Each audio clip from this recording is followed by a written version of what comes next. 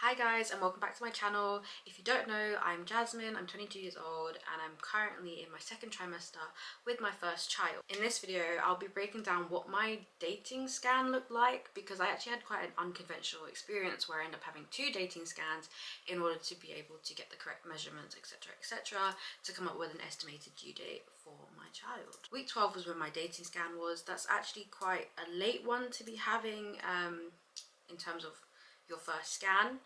That's a bit late. I had already had an emergency ultrasound, which I speak about in another video, but this was my actual first proper ultrasound where they took all the measurements, that kind of stuff, in order to come up with an estimated due date for my child's birth.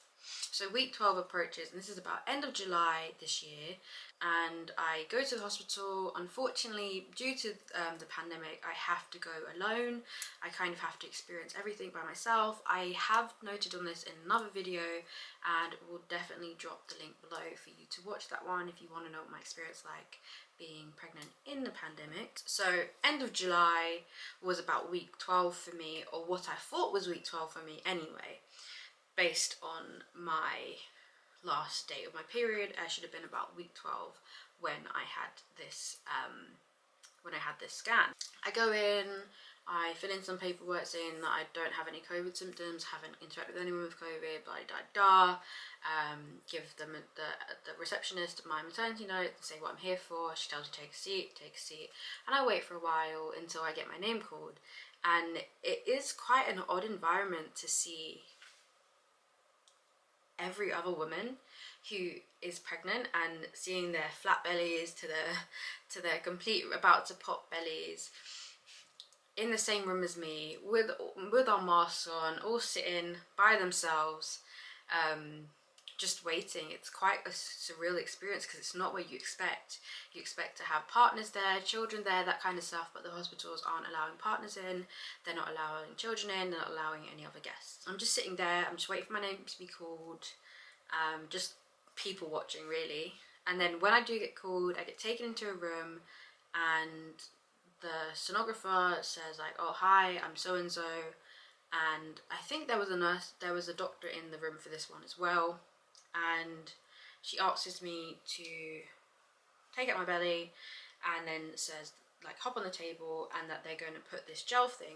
And you know when people always used to say in like TV and stuff, oh, a cold gel's coming, it's a warm gel. I don't know when it changed, but it's a warm gel. Or at least the gels I've been having, they've always been warm. So the warm gel, get your belly out, hop on the table, the lights are off, and you can see the screen in front of you or to the side of you. My one was actually like in the front above me. So I'm watching the screen in front of me and it's all very quiet. There's a doctor just sitting, not really saying anything, just sitting on her computer, and I'm just watching the screen, watching the sonographer, watching her move around my belly. So all I can say is this was the first day that I knew that my son would be trouble. I knew that he would be trouble from that point forward. I knew this baby was going to be trouble. Interestingly enough, my microphone isn't picking up the fireworks happening around me, but if you do hear them, it's because it's Guy Fawkes Day in the UK, November 5th, and that is why there is fireworks. If you hear any noises in the background, I do apologise for that. Not much I can do, but I need to finish this video, so I'm gonna keep going. This was the first time that I knew that my child was going to be trouble. So much trouble, I just knew it. I was sitting in this dead silent room and I was watching this sonographer struggle for a good 15 minutes, and I was watching my child stretch and do up all these movements on the screen. Everything except for what this woman wanted him to do, which was lie a specific way, and like it was like nah. So it was really quite funny to be in a really quiet room, having this woman get quite frustrated with an unborn baby who doesn't want to cooperate, and just trying to compose myself.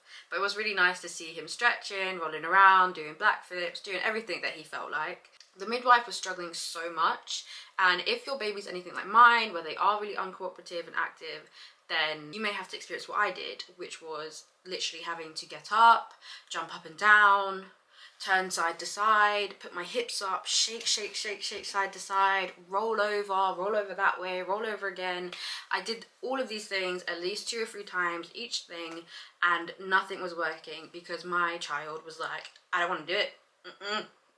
I don't want to. And it was just really funny watching this woman get really frustrated, and just knowing that my son was defeating her. She did let me know though, because obviously I'm sitting there going like, is something wrong? Is that why he's not moving? Like, what can I do? And obviously we tried all of the different ways to make him move position, and he was not having it. But she did reassure me that it's not that he's in a bad position, it's just not the position that she wanted, to be able to get the accurate measurements to then be able to get the estimated due date, la-di-da-di-da. From the get-go, this child did not want to be cooperative. He really did not like being interrupted mid-stretch. So meanwhile, he's doing up these stretches. The midwife, the sonographer is trying to like jiggle him aside, and he's like, what is you doing?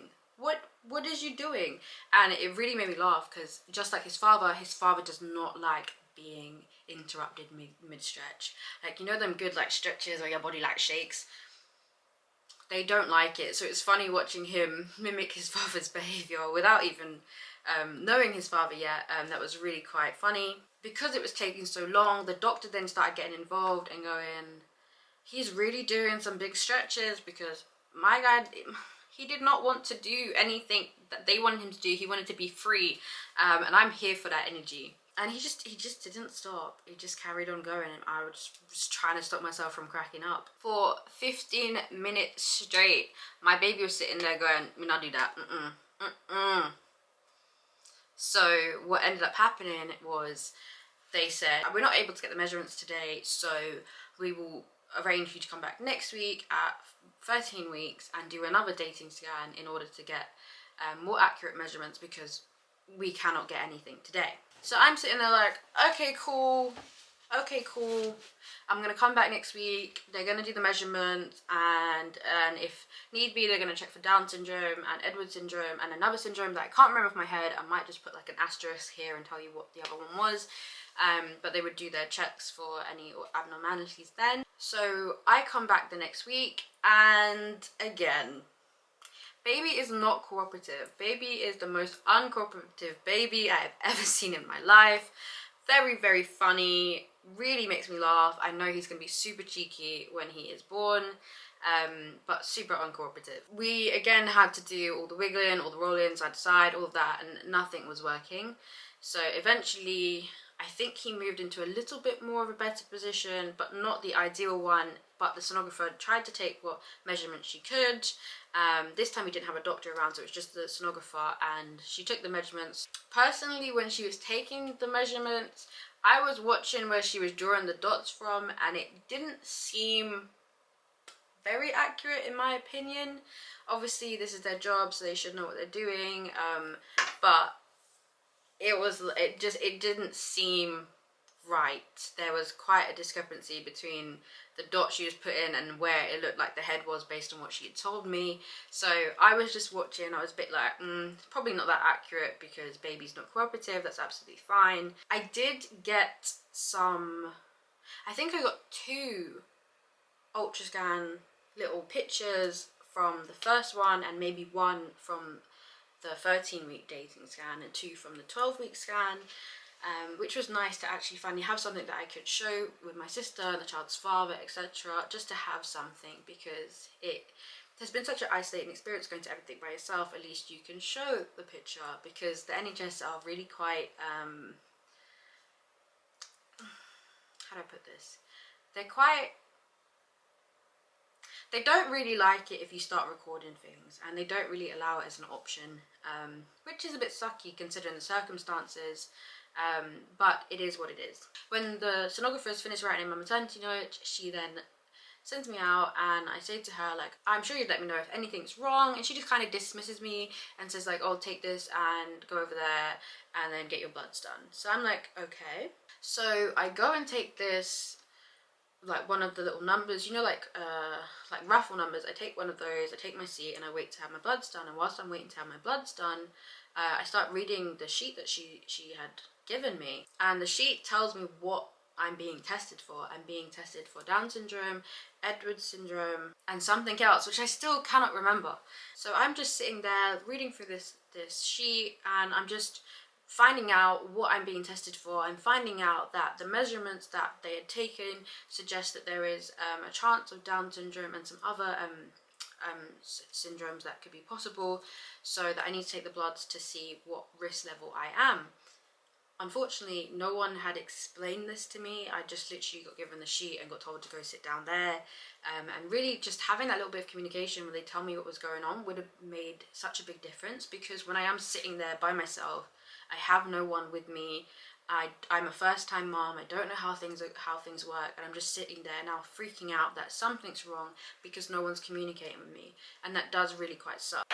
Like, the worst part of it was that I had asked her before I left the room, like, you'd let me know if anything's wrong, and she chose not to say, like, oh, this is what it's for.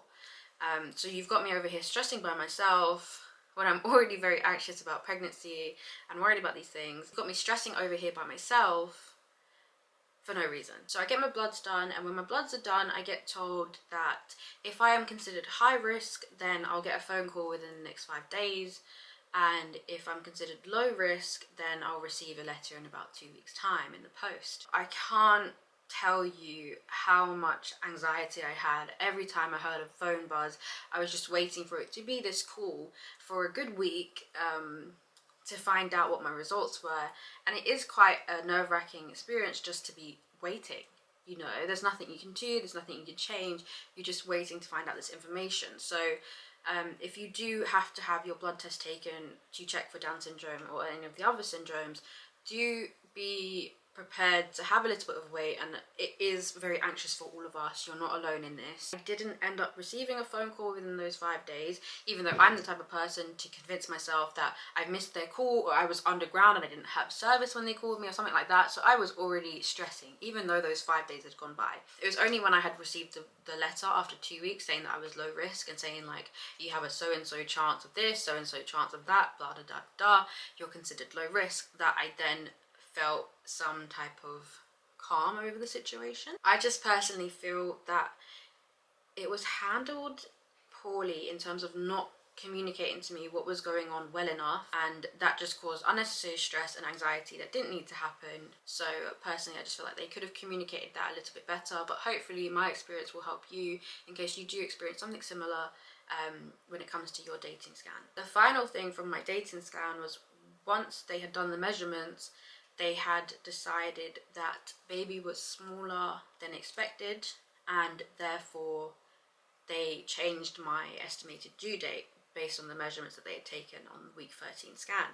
So whereas my last period dates suggested that my child should have been born around like the 10th or 11th of February, if I remember correctly, they were now saying that they expected baby to come around the 15th of February. So me being me and going and having done all of my research where I look up how they measure pregnancies, and it's always been from the first date of your last period, them changing my estimated due date now made it that the date that I conceived was not possible because I hadn't had sex in that window.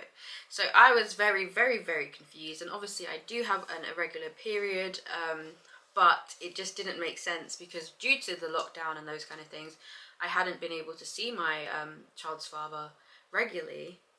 So the date that I would have conceived based on this new estimated due date didn't match up to any dates that I would have been able to see him and have sex and conceive.